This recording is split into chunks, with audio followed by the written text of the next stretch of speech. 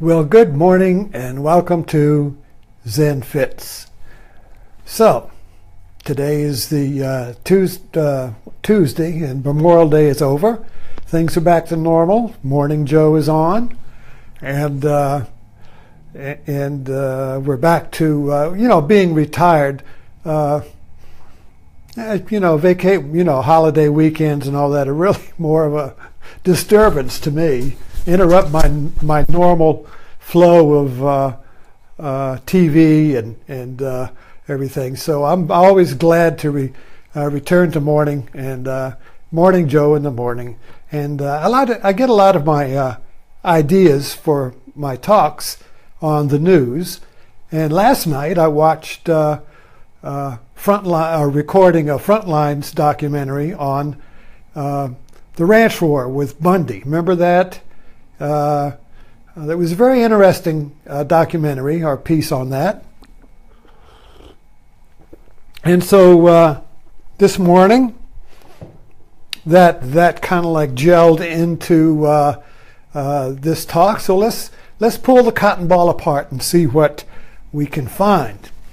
If you remember, what was striking about that ranch war, if you're just a little regroup there, was that this Bundy family resented having to pay fees to let their cattle graze on public lands, which means public lands is owned by the government, controls it. And so they didn't pay taxes. And so when their debts piled up, they and the other ranchers compiled. They resisted. They rebelled. And what was interesting was that in the internet age, I was reminded of a bathtub full of water. And if you pull the plug out of the water, a whirlpool forms, a vortex, and it gathers, and anything floating on the water will go into that whirlpool. And so when Bundy pulled the plug and said, I'm a patriot and I resist the encroachment of the evil federal government, all these patriots, quote, militia patriots, came running to this drain hole and formed a vortex. And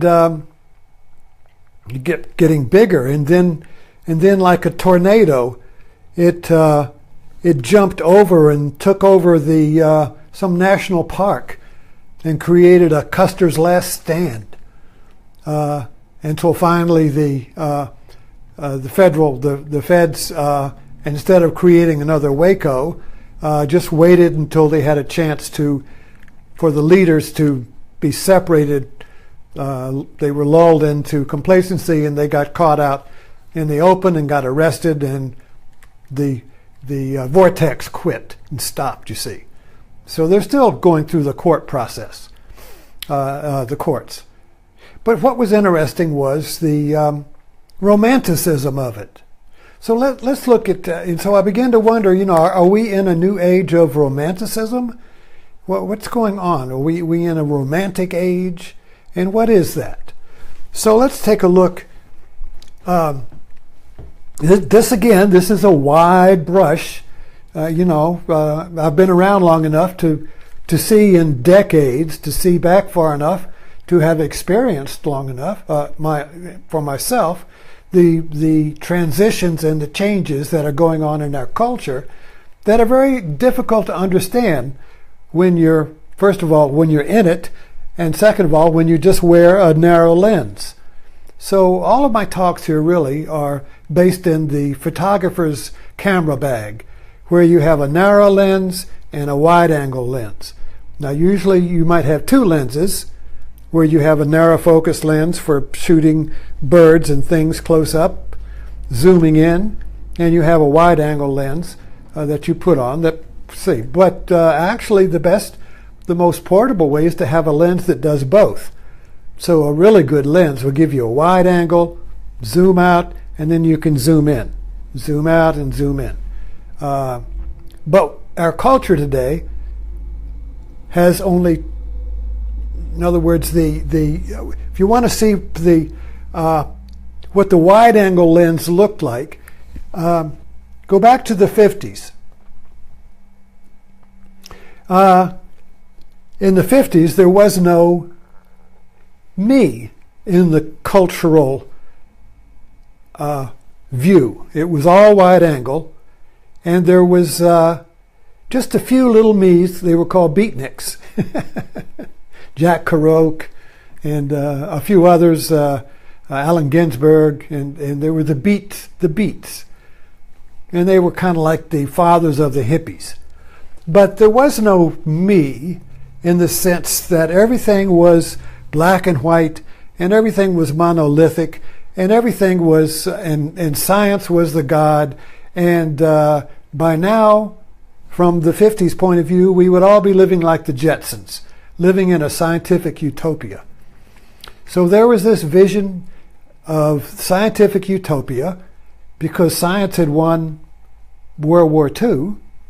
And by the way, World War II was a romance. The other night we watched Destination Tokyo, but the romance of World War II was the can-do American male who was going to rise up and defeat not one beast but two. You see, so with one hand he's fighting, like Earl Flynn, he's fighting the Germans, and with this hand he's fighting the Japs, you see. And he's a happy-go-lucky, gum-chewing Joe who, the everyday man, the everyman who rises up to heroic feats in battle. And this is romantic. You know, all our movies and everything is based on that. This is a romantic thing. It's a story. And men thrive on this story. So, but anyway, so the 50s comes, and all these heroes come home to suburbia and go to college and start working 9 to 5 in the robotic world of industry, and they work to create a little utopia in the suburbs where you can have the latest washing machine and dryer and coffee maker and get what's next, you see. So we became consumers. And then in the 50s, something rose up in rebellion against that, and we could say, it's the me. That's why that generation was called the me generation. So something, in other words, there was no, when this flat world of the 50s, which we could call the objective view, in other words, you felt, the feeling was that you fit in the 50s. In other words, it was important to obey and fit into cultural laws and norms. Now, you couldn't even say pregnant on TV. Sexuality, which is me, was not allowed. It was a very Puritan, Calvinistic kind of thing where sex was just not permissible. You just didn't. It just wasn't. And so that we can go back, and see the gradual cracks in it, where each time the sexual taboo was broken, it was, oh my goodness, how exciting, So you get this sense of being in a monolithic, objective, factual world in which there was very little rebellion. So when a me rises, you're going to have a rebellion. So it was like in the 50s, everybody was the good son, and society was the good father. And science was, Father knows best. Science knows best. DDT, that's going to work fine. That's going to get rid of those bugs. Smoking, well, doctors smoke. You know, Father knows best. So, me begins to rise in the 50s because of the emptiness, the flatness, the meaninglessness of living in an objective world. And I put up here, if you want to, these two, today we're kind of like wall-eyed in the sense that this little eye here represents the objective view where you as a person of substance is on the periphery. In other words, there is a feeling a feeling of self where you don't exist. You're kind of like just part of the herd. Steve Jobs sold his Macintosh on that. That was the PC man, the IBM man, the computer man was kind of like the herd man, the PC man, the robotic, the herd, the groupie. And the Mac man was a subjective. The Mac man, you see, was a subject, an I. There's a shift in center here. So when me is on the periphery, you're just part of the herd. But when me is in the center, which is this little I here, now you are the center of the world. You see, this is a mythological shift. This is a paradigm shift where you come from being just a blot or a dot in a vast cosmos of dots, you see, which is the scientific world. There is no center in the scientific world. There is no center of the universe. We're all just a bunch of objects bumping into each other like bumper cars, created by accident. Now, there's no God who created anything. There's no creator. There's no purpose. There's no meaning. We're just bumping around in here, you see. And what's our purpose? Well, to buy a better washing machine. Or to sacrifice our week so we can get to the weekend. Friday, thank God. Or once a year, get to the big Friday, which is your vacation. Oh my God, I'm going on vacation. I lived all year for this. This whole idea of sacrificing yourself to the monolithic herd in order to get a few little tidbits of me, few little breaks for me. Well, anyway, this me as center rose with a roar in the 60s. And so what happens when me as center rises? Well, instead of meaninglessness, you have value. And you have righteousness. And you have the feeling of certainty of your place in the center instead of being on the periphery. Suddenly, I'm important. Suddenly, my rights, I'm the center of the world. It's kind of like Titanic when what's his name was standing on the bow of the Titanic. I'm the king of the world. So me feels like I'm king of the world. I'm important, you see. Whereas in this view over here, you're just a cog in the wheel. You're just a robot. You're just punching a clock. You're the industrial man. You're the worker. You're just doing a routine. That has no essential meaning. You're just a part. You're not making anything whole. You're not doing a craft or an art or anything. You're just putting pieces together on an assembly line. You become a product. You become a piece of a greater machine. And there is no value in this. Life has no meaning in this view. It's a world without me. So this is a realistic world. In other words, this is the way it is. Buck up, But this value over here which I'm calling the romantic view, is that there's a sense of me. Me is important. I'm the center, and there's a feeling of being righteous, and there is a feeling, and there is a tribalism here. So Bundy is a rise of tribalism. This particular patriotic militarism, the militia.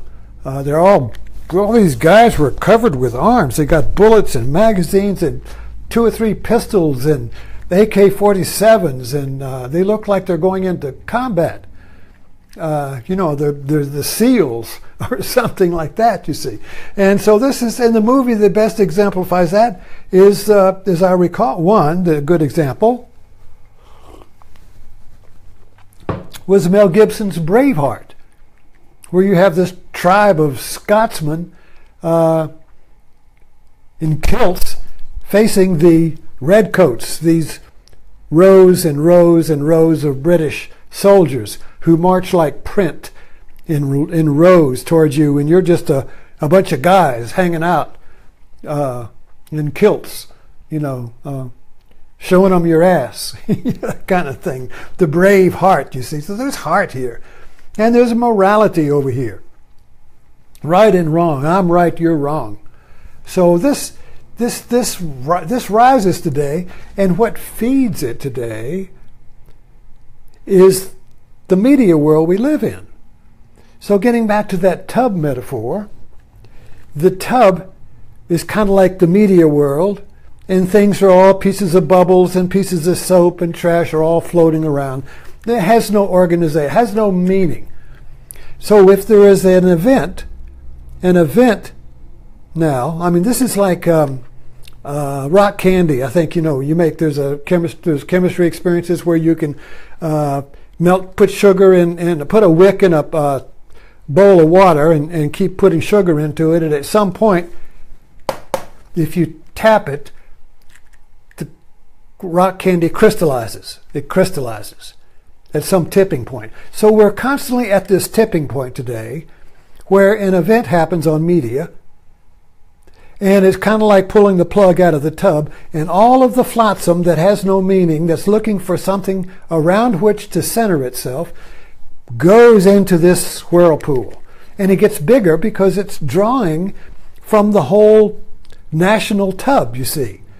So all of these little pieces of iron filings, pieces of people floating around that have no meaning, they're just looking for a fight. It reminds me of high school. So you go to high school, particularly in the recess time, where you have just students flotsam, bumping around, moving around in the hallway, and somebody yells, "Fight." And immediately, all the students go rushing to that vortex, to that whirlpool, and they surround it, you see, to keep the authorities from coming in. And the fight now, it is an energy-creating event which gives meaning, a center. It gives a center. That's what it is. It gives a center. Restoring center. So you have here in this view of this, it's called the flatland. Everything is flat. Everything is just facts and data. And there's no center. Me has no center. So as soon as you have an event like Bundy, for instance, you have a center. And so then all these little me's come rushing then to activate their tribal story, to become a brave heart. So this, my little man here, is kind of like today we are. America is wall-eyed. One eye looks at science, facts, realism, just the facts, ma'am. And the other eye looks towards, well, what's the meaning of the facts? Where do I fit in? How can I become important? How can I have reality? How can I be alive, you see? So here's me as the center, and here's me on the periphery, a nobody. Here I'm somebody, here I'm nobody. Here I'm a man, here I'm just a cog in the wheel. So these two forces are in conflict today more than ever because of the bathtub of media that we're swimming in. Without the media, all of those militia would not have come running to the Bundy, when Bundy pulled the plug out of the tub and created a little whirlpool. You see, it could have just stayed that. Might not have just been in the local news.